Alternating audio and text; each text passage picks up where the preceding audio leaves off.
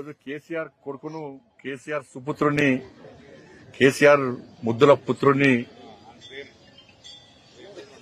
ఇవాళ సిట్టు విచారణ పిలిచింది.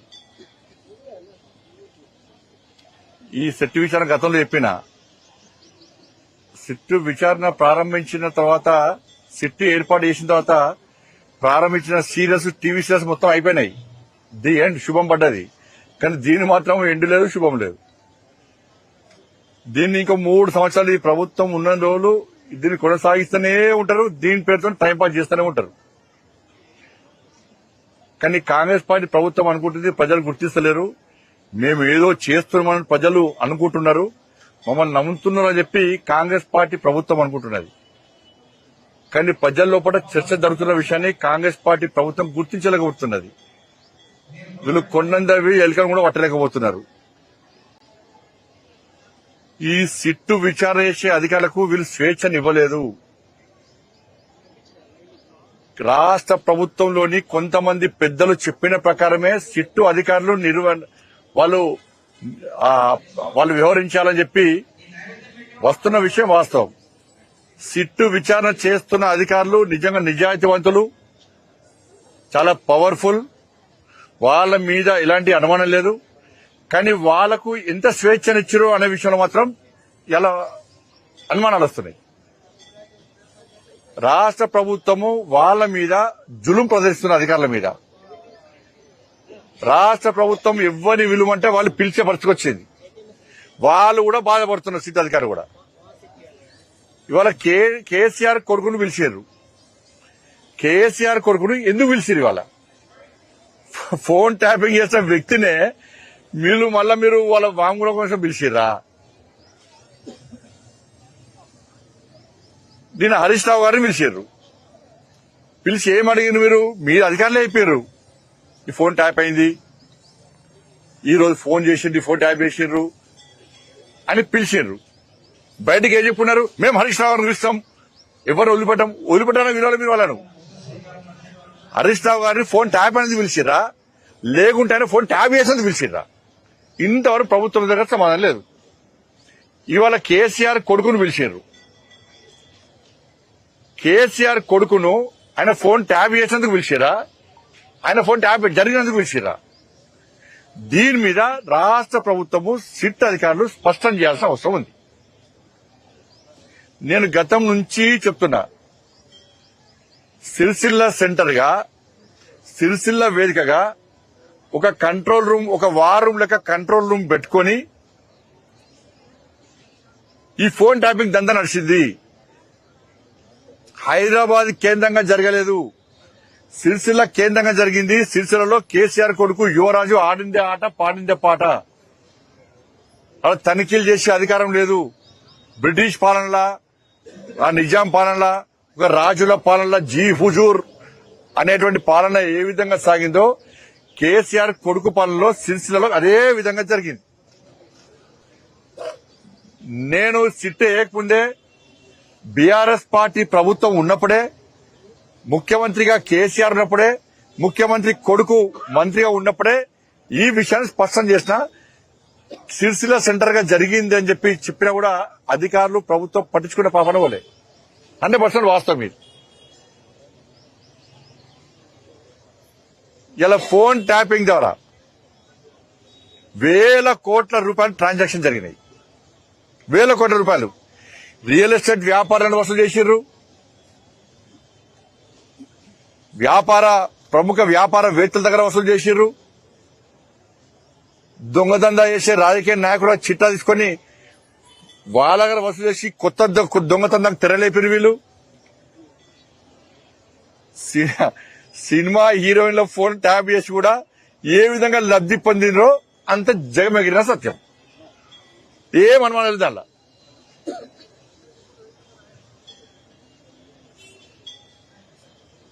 ఎలక్ట్రల్ బాండ్స్ ద్వారా వేల కోట్ల రూపాయలు ఇవాళ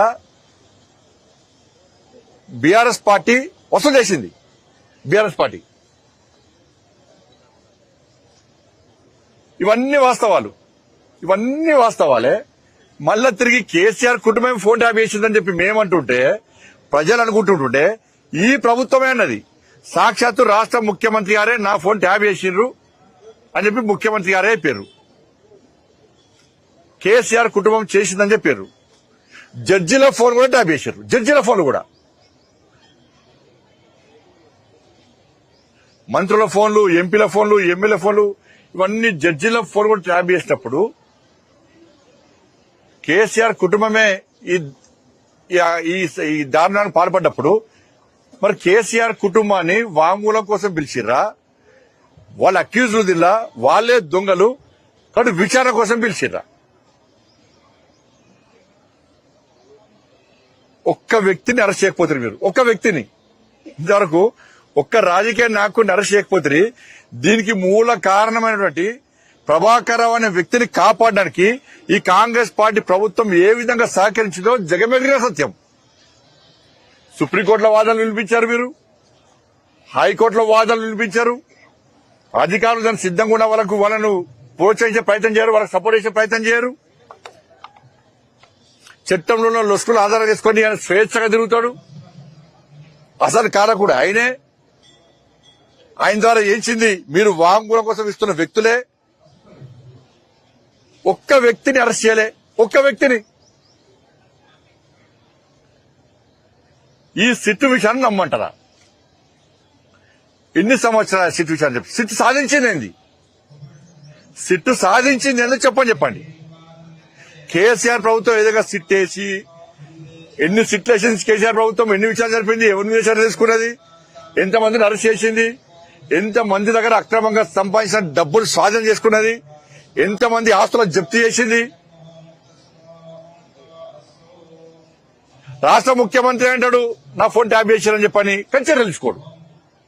ఈ విషయాలతో సాగదీస్తా ఉంటాడు. దానిగా కేసీఆర్ కూతురే ఫోన్ ట్యాప్ చేసిరు అన్నారు.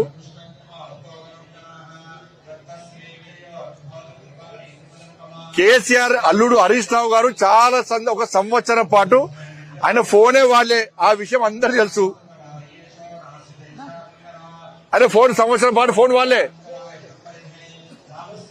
ఇన్ని సాక్ష్యాలున్నాయి, ఇన్ని ఆధారాలున్నాయి. ఇది చర్చ జరుగుతున్నది, ఇది వాస్తవం.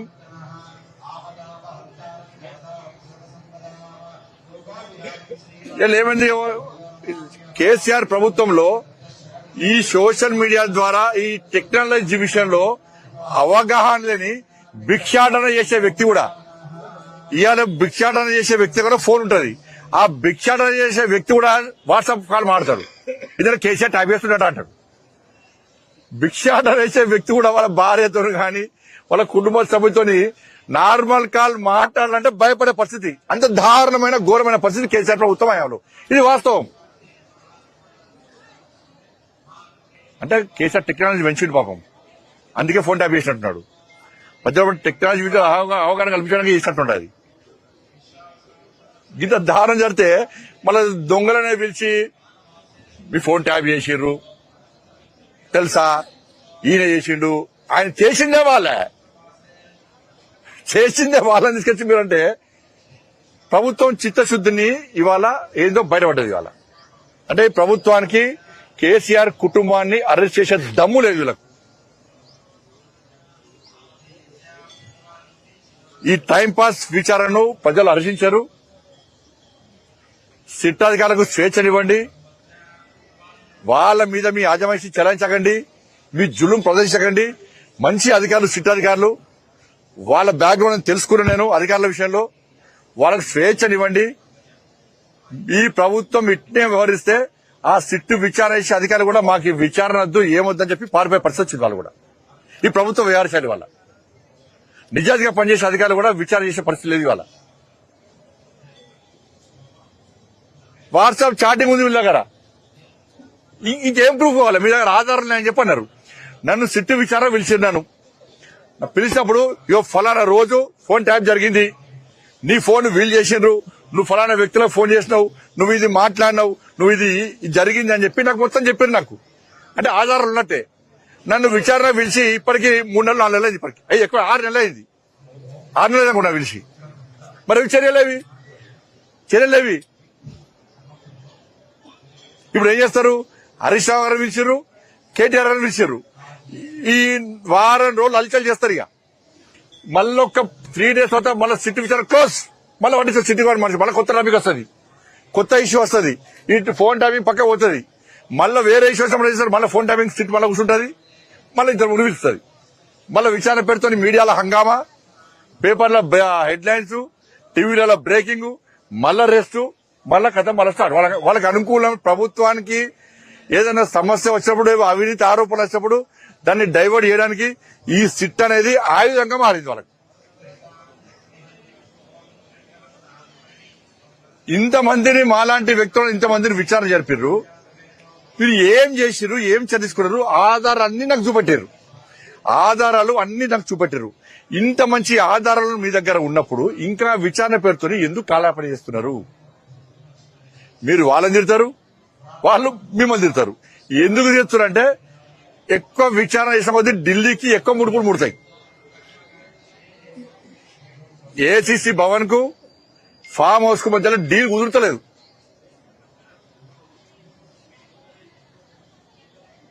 ఆ డీల్ కుదరకపోవడం వల్లనే ఇదంతా తతంగం, ఈ టైం పాస్ విచారణ జరుపుతా ఉన్నారు వీళ్ళు.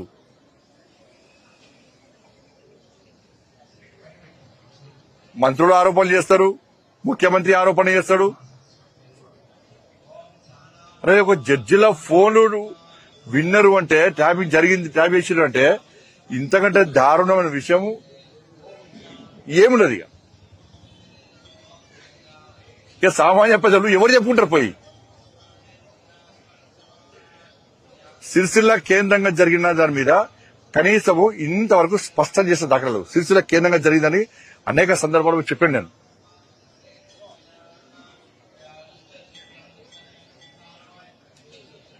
ఎలక్ట్రోల్ బాండ్ ద్వారా ₹1,000 కోట్ల వసూలు చేసి చెప్పినాం. ఏ విచారణ దాని మీద. కాబట్టి ఇప్పటికైనా డిమాండ్ చేస్తున్నాను నేను, అరెస్టుల పర్వం కొనసాగించండి. తప్పు చేసిన రాజకీయ నాయకులను అరెస్ట్ చేయండి, అధికారులు అరెస్ట్ చేయండి. అప్పుడే ఈ కాంగ్రెస్ పార్టీ ప్రభుత్వం మీద ప్రజలకు గాని మాకు గాని నమ్మకం ఉంటది. మీ లోపాయికారి ఒప్పందాలతోని లోపల మాట్లాడుకుంటూ ప్రజలను మమ్మల్ని పిచ్చోళం చేస్తే మేమంతా పిచ్చోళం కాదు. మేము ఏం జరుగుతుందో ప్రజలు గుర్తిస్తున్నారు. మీ డీల్ కుదిరే వారు కూడా ఇదే విధంగా చేస్తున్న విషయం మాకు తెలుసు. మీకు చిత్తశుద్ది ఉంటే వెంటనే చర్యల పరంపర కొనసాగించాల్సిందిగా నేను కాంగ్రెస్ పార్టీ ప్రభుత్వాన్ని డిమాండ్ చేస్తాను. సిట్టు అధికారుల నమ్మకం ఉంది మాకు, కానీ సిట్టు అధికారులకి ప్రభుత్వం స్వేచ్ఛనిస్తలేదు, జులుం ప్రదర్శిస్తుంది. వాళ్లే ఆదేశాలు ఇచ్చి మా ఆదేశాల ప్రకారం మాత్రమే, మేం చెప్పిన వ్యక్తులు మాత్రమే విచారణ విలువాలని చెప్పి టైం పాస్ చేసే ప్రయత్నం చేస్తుంది. మాత్రం స్పష్టంగా చెప్పగలుగుతాం. మేము రాయాలి, వీరు లేఖ రాస్తే సెంట్రల్ గవర్నమెంట్ సహకరిస్తుంది. కేటీఆర్ మాట్లాడుతూ కేంద్ర హోంశాఖ సహాయ మంత్రి పెట్టిన ఎక్స్ లో పెట్టిన పోస్ట్ ఏదైతే ఉందో నన్ను ఆశ్చర్యానికి గురి చేసింది. కనీసం ప్రభుత్వం ఏం చేస్తుందో తెలియదా ఆయనకు అని చెప్పేసి మీ మీద ఏ విషయంలో ఫోన్ ట్యాపింగ్ అంశంలో మీరు పెట్టిన విచారణ దొంగే నీతులు మాడితే పట్టించుకోను నేను. నీ కేటీఆర్ అనే వ్యక్తి గుండె మీద చేసుకుని నువ్వు మీ అయ్యే ప్రమాణం చేయి. నేను చాలా సార్లు ప్రమాణం చేయమని చెప్పాను, ఎందుకంటే ఆయన దేవుడు నమ్మడు. నువ్వు ఫోన్ ట్యాప్ చేయలేదు అని నువ్వు అంటే ఎవరు నమ్మరు. ఇలా నీతులు మాట్లాడితే ఎవరు పట్టించుకోడు. సిరిసిల్ల కేంద్రంగా చేసింది ఆయనే.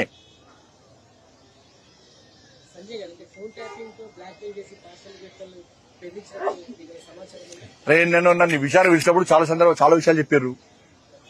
ఈ కాంగ్రెస్ పార్టీ మంత్రులే ఆరోపించారు. సాక్షాత్ రాష్ట్ర ముఖ్యమంత్రి గారే చెప్పారు. ఒక ముఖ్యమంత్రి స్థాయి వ్యక్తి ఏం ఆధారాలు లేకుండా ఆరోపణ చేస్తాడా? ఇవన్నీ ఆధారాలు ఉన్నాయని చెప్పే వాళ్ళు సిట్ వేసారు వాళ్ళు. కానీ ఆ సిట్ ఏమైంది, సిట్ అంటే సిట్, స్టాండ్ అంటే స్టాండ్ అయిపోతుంది. ఇది పరిస్థితి.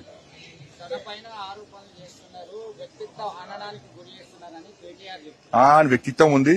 కొంపలు ముంచి తమాషా చేస్తాడు, కొంపలు ముంచి ఇవాళ నువ్వు చేసినటువంటి దారుణాలు అకృత్యాలు ఇవాళ కళ్ళలో కనబడుతుంటే బాబా ఈ ప్రభుత్వం చేత కాదు. కేసీఆర్ కుటుంబాన్ని అరెస్ట్ చేసే దమ్ము ఈ ప్రభుత్వానికి లేదు. నిజంగా మా ప్రభుత్వం గిట్లా ఆ రోజు ప్రజలు మాకు ఆశీర్వదించి మమ్మల్ని గిట్లా గద్దెనెక్కిస్తే ఇలా కేసీఆర్ కుటుంబానికి చుక్కలు చూపెట్టేవాళ్ళం మేము. చట్టం అంటే ఏంది, దారుణాలు అకృత్యాలు ప్రజల జీవితాలతో చెలగాటమాడేటువంటి వ్యక్తులకు ఇలా సొసైటీలో ఏ విధంగా గుణపాఠం చెప్తామో ఇవాళ చెప్పేవాళ్ళం మేము. ఇలా మేము చెప్పేవాళ్ళం. ఈ ప్రభుత్వం మీద ఇప్పుడు నమ్మకం లేదు. నెక్స్ట్ వచ్చేది మాదే ప్రభుత్వం. ఇలా పక్కా కేసీఆర్ కుటుంబాన్ని వదిలిపెట్టే ప్రసక్తి లేదనే విషయాన్ని స్పష్టం చేస్తున్నాడు. ఈ ముఖ్యమంత్రికి చాత కాదు, ఈ ముఖ్యమంత్రికి దమ్ము లేదు, ఈ ముఖ్యమంత్రి కేసీఆర్ కుటుంబాన్ని అరెస్ట్ చేసే ఆలోచన లేదు. కాంప్రమైజ్ పాలిటిక్స్ చేస్తున్నారు వీళ్ళు. అరే ముఖ్యమంత్రినే ఎత్తుకపోయి జైల్లో పెట్టిర్రు, డ్రోన్ అని ఇంకో కేసు అని బెయిల్ రాకుండా చేసిర్రు, బిడ్డ పెళ్లికి లేకుండా చేసిర్రు. ఏడవైందే ముఖ్యమంత్రి పౌరుషం. ఎన్నికలప్పుడు ఊకదప్పుడు పనిచేసిన ముఖ్యమంత్రి ట్వీట్ పండ్లు కొరికిండు, మాట్లాడిండు, కళ్ళు గుడ్డు తెరిచిండు, ఇది చేస్తా అది చేస్తా అన్న ముఖ్యమంత్రి. ఏమైంది నీ ధైర్యం? ఏమైంది నీ ధైర్యం? ఏంది నీ పౌరుషం? ఏమైంది నీ లోపల పిరికితనం? ఎందుకు వచ్చింది? రక్తం వస్తుందన్న మాకు ఇవాళ. మేమైతే ఈ రాష్ట్ర ముఖ్యమంత్రిగా కాంగ్రెస్ పార్టీ ప్రభుత్వం లెక్క మేము చేతులు మూసుకొని కూర్చునే ప్రభుత్వం అది కాదు. మా కార్యకర్తల మీద కొట్టిన బీఆర్ఎస్ కొట్టిన ఒక్కొక్క దెబ్బకు ఒక్కొక్క గుణపాఠం చెప్పేటోళ్ళం మేమైతే. కేటీఆర్ కూడా ఏమంటున్నాడంటే ఫోన్ ట్యాపింగ్ జరగలేదు అనేది అనట్లేదు. ఫోన్ ట్యాపింగ్ జరిగింది, అది రొటీన్ గా జరిగే ప్రక్రియ. కేంద్రం చేయట్లేదా? అధికారులు చేస్తూనే ఉంటారు దేశ కోసం, ప్రభుత్వ సుస్థిరత కోసం అని చెప్పి సిగ్గుండాలి. అధికారుల మీద నెట్టేస్తున్నారు. ఆ నోరా మోరా దేశ భద్రతకును తెలంగాణ ఫోన్ ట్యాపింగ్ కు సంబంధం లేదు. అవు తెలంగాణ రాష్ట్రం కూడా ఏ రాష్ట్రం గానీ తీవ్రవాదుల విషయంలో, టెర్రరిస్టుల విషయంలో కొంతమంది ఫోన్ ట్యాప్ చేస్తారు, వాస్తవం. అది దేశ భద్రత విషయంలో. నువ్వేం చేస్తావు పీకుడు పని? నువ్వు మావోయిస్టుల లిస్ట్ మా పేర్లు పెట్టి, మావోయిస్టుల లిస్ట్ మా పేర్లు పెట్టి మా ఫోన్ ట్యాప్ చేసిన బయటపడ్డది కదా. నాకు అధికారులు అడిగినారు, సిట్ అధికారులు అడిగినారు. మావోయిస్టు లిస్టుల జడ్జిల పేరు పెట్టినావు, మావోయిస్టు లిస్టుల సినిమా హీరోయిన్ల పేర్లు పెట్టినావు, మావోయిస్టు లిస్టుల వ్యాపారవేత్తల ఫోన్లు పెట్టినావు, నెంబర్లు పెట్టినావు. నీ చేసిన అక్రమ దందాకు దేశ భద్రతకు ముడిపెట్టకు నువ్వు. అంటే ఇప్పుడు ఆయన ఆలోచన ఏది కదా, దేశ భద్రత విషయంలో ఫోన్ ట్యాప్ చేస్తున్నారంటే దాన్ని ప్రజలకు అనుమానం వచ్చే విధంగా దేశవ్యాప్తంగా ఏ రాష్ట్రంలోనైనా, ఇలా కేసీఆర్ కొడుకు అంటుండే కదా, దేశవ్యాప్తంగా ఏ రాష్ట్రంలోనైనా మా ఫోన్ ట్యాప్ చేసిందని చెప్పి ఎక్కడ ఏ రాష్ట్రంలో చర్చ జరిగిందా? తెలంగాణ రాష్ట్రంలో ఎందుకు జరుగుతున్నది? తెలంగాణ రాష్ట్రంలో జడ్జిల ఫోన్ ఎందుకు ట్యాప్ చేశారు? అంత నీచంగా ఎందుకు దిగదారారు? ఇవాళ జడ్జిలు కూడా వాళ్ళు మాట్లాడలేని పరిస్థితి ఇవాళ.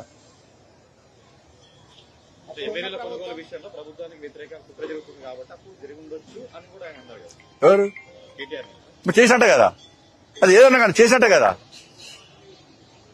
ఏమంటాడు? అధికారులు దేశ భద్రతలో చేసి రావచ్చు అంటే ఆయన అంటాడు, ఇది ఆయన అంటాడు. అదే స్టేట్మెంట్ ను వాళ్ళు రాష్ట్ర ప్రభుత్వము సిట్ అధికారులు వాంగ్మూలంగా స్వీకరించి దాని విషయాన్ని జరపని చెప్పండి. చెప్పింది ఆయన కదా, వాంగ్మూలమే కదా, ఆయన ఒప్పుకుంటే కదా, చేయమని చెప్పండి. మరి ఏ కేసైనా కానీ ఫోన్ ట్యాప్ చేయొచ్చా?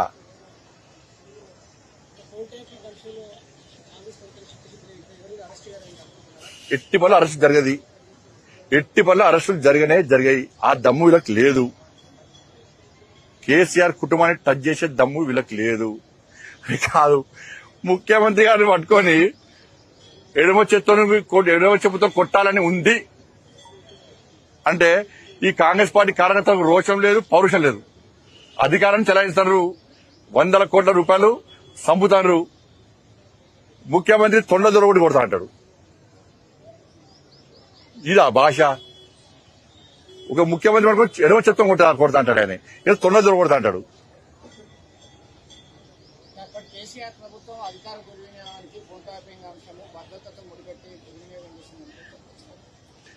నన్ను విచారణ పిలిచి, నన్ను సిట్టర్ విచారణ పిలిచి నాకు లిస్టు చూపెట్టారు. మావోయిస్టు లిస్టులో మీ పేరు ఉంది, మీకు తెలుసా? నన్ను అడిగిరు. నన్ను మావోయిస్టు లిస్టులో నీ పేరు ఉంది, మీకు తెలుసా? నన్ను అడిగిరు. అంతకంటే ఏం కావాలి సాక్ష్యంగా? సాక్ష్యాలు అన్ని నాకు చూపెట్టిరన్న. నాకు సిట్ అధికారులు నన్ను అడిగిరు, నా వాగ్మూలం తీసుకున్నారు, కానీ చర్యలేవి అని అంటున్నా. ఎవరైతే వాళ్ళు విడిచి ఉన్నారు, వాళ్ళ వ్యక్తులు చేసిరు అన్నారు, మరి వాళ్ళని మళ్ళీ వాగ్మూలం కోసం పిలుస్తున్నారు. చర్యలేవి. సంజయ్ గారు, మీరు కేంద్ర హోంశాఖ సహాయ మంత్రి ఉన్నారు. బెంగళూరులో మావోయిస్టు వ్యక్తుల కారణంగా మీరే అప్పుడు నేను మంత్రి కాదు కదా. అప్పుడు నేను ఇప్పుడున్న విషయాన్ని బయటకు వచ్చింది కదా, కేంద్ర ప్రభుత్వం జోక్యం చేసుకోవచ్చు. రాష్ట్ర ప్రభుత్వంలో విచారణ చెప్తున్న కేంద్రం జోక్యం చేసుకుంటుందా? అంశంగా శాంతిభద్ర అంశాలు రాష్ట్ర ప్రభుత్వం చర్యలు తీసుకోదు. మాకు చేత కాదు, మాకు చేత కాదుగా, మొత్తం కాదు. మేము చేతగానే చేతనావస్థలో ఉన్నాం, మాకు ఆ దమ్ము ధైర్యం లేదు అని చెప్పని మేము తీసుకుంటాం.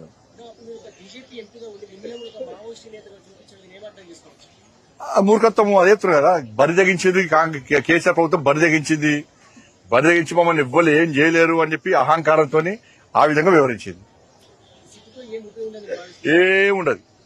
నేను మళ్ళీ చెప్తున్నా, సిట్టి అధికారుల మీద జులుం ప్రదర్శించకుండా, ఆదేశాలు ఇవ్వకుండా వాళ్ళకి స్వేచ్ఛనిస్తే ఆ అధికారులు 100% ఇప్పటికే కేసీఆర్ కుటుంబానితో పాటు ఎవరైతే ఫోన్ ట్యాపింగ్ పాల్పడ్డారో ఆ అధికారులు అరెస్ట్ చేసేవాళ్ళు. ఒకవేళ రాష్ట్ర ప్రభుత్వం సిబిఐకి కేసు ఇస్తే మీరు ఊకే సిబిఐ అన్న చాలాగా చెప్పండి.